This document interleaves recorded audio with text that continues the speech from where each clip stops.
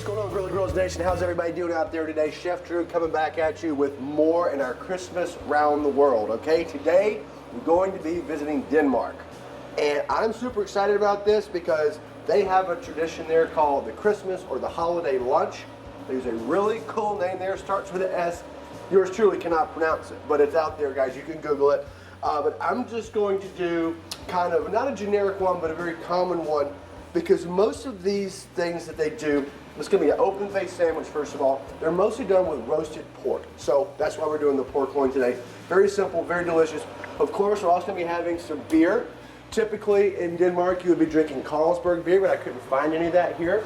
So we're going to be going with Heineken, which is a very close second, widely consumed there as well. So all good, make it as authentic as we possibly can. So without further ado, let's go ahead and start with our pork. And guys, we're going to be doing it how it's done in these countries, okay? So we're not going to be using our rub today. We're just going to be doing some simple salt and pepper and a little bit of just vegetable oil here as our binder, okay? That's all we need to do. There we go. What are some of the things you learned while you're going over and checking out all this Denmark Christmas? Dude, first of all, I was shocked to have a cool tradition called holiday lunch. You don't see that very often, that's for sure. Mostly you think about like the big dinner and all that stuff. But I was also just really, I thought it was really cool how these guys really get into the holiday spirit. They have a cool like gift exchange culture. And it's actually interesting, if you're out there watching, John, my father-in-law used to live in Denmark for quite a long time. He was an exchange student there, and he was there for about a year, I think actually a little bit longer. By my book, that's quite a while to live somewhere, especially it's kind of like your first experience overseas. So kind of doing this for you if you're out there, John. Hopefully I get this right.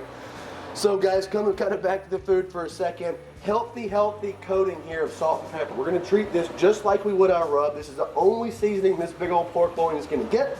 So we want to make sure we get in there and get it right on all sides. Okay, again, salt, restaurant grade 16 mesh pepper. If you can't find that, just normal black pepper is fine. I'm going to go ahead and hit this hard again. Coating on all sides, guys. Go ahead and get a little bit of salt, more salt in there, believe it or not, more pepper. All right, there we go. Nicely seasoned pork loin. And guys, we're going to do this at 275 degrees. In this case, we're going to do it on our silverback, okay?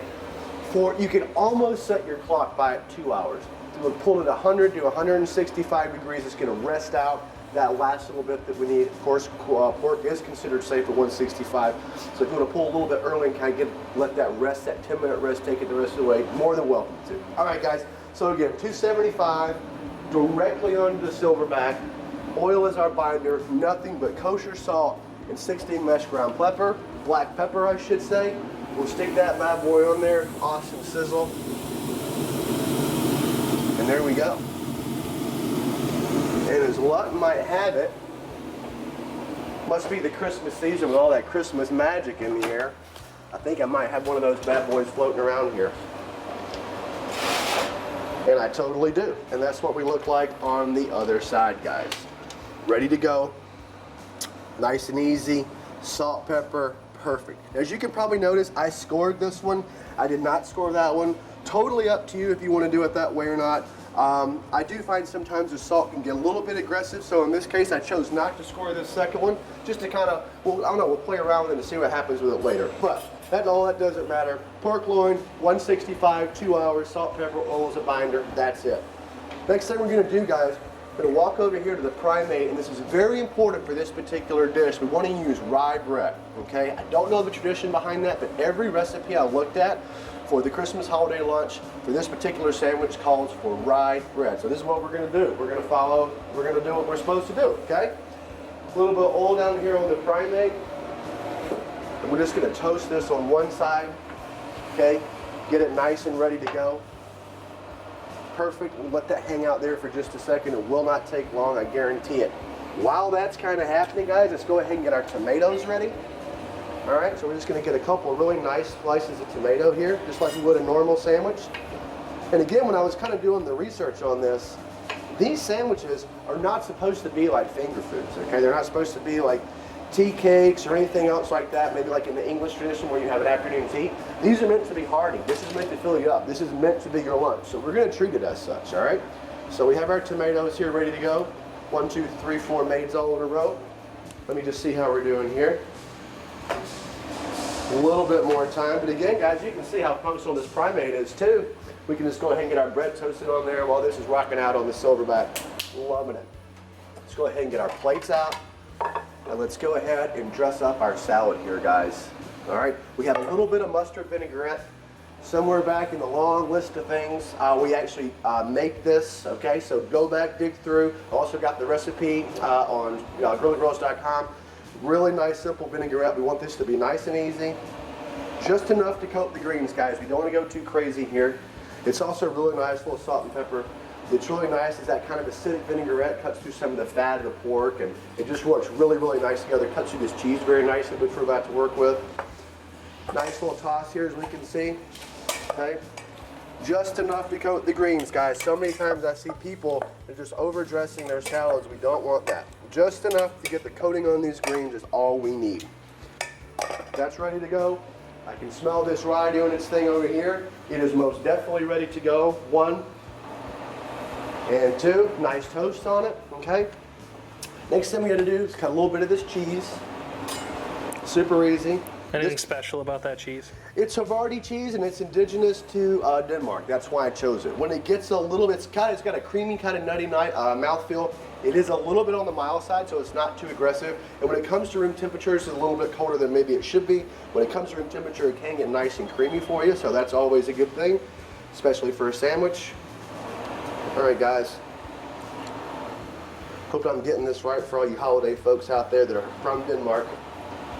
All right, so now, last thing we have to do, of course, is going to slice into our pork loin right here, right down the side here. Let's have a look in there. Oh, look at that, it's perfect. Nice and juicy. Silverback strikes again. Let's go and get a nice couple of slices here. And this is kind of why we wanted to just go easy on our spice and just do salt and pepper, because this is meant for a sandwich. This is meant to be eaten in a lot of different ways. It doesn't necessarily have to be barbecue every time. So you can totally do this in whichever way you want. It's got multiple uses. Pork loins are big. If you have leftovers, you're not just 100% tied to that kind of barbecue idea. All right, so it's kind of cool that way, I think, anyway. So let's get to it. Got our pork loin, we got everything here. Let's start with our lettuce. All right, just a nice little layer of lettuce here. We don't want too much. Okay, nice there. See how it's just nice and coated. It's not swimming in this stuff, but at the same time you can tell it's on there. All right, boom. Next thing we're gonna do, guys, we're gonna throw down some tomatoes. 1, 2, 1, 2. A little bit of cheese underneath here. All right, 1, 2, 3 of our Havarti. And then last but not least, guys, a couple slices of this pork loin. 1, 2, 1, 2. And there you have it. You have our open-faced Christmas lunch tradition sandwich from Denmark. And now, because our Danish brothers and sisters love their beverages, we got to have a cold beer with this. Dominic, we got to get you in there for the Christmas season toast. There we go. I'm going to join.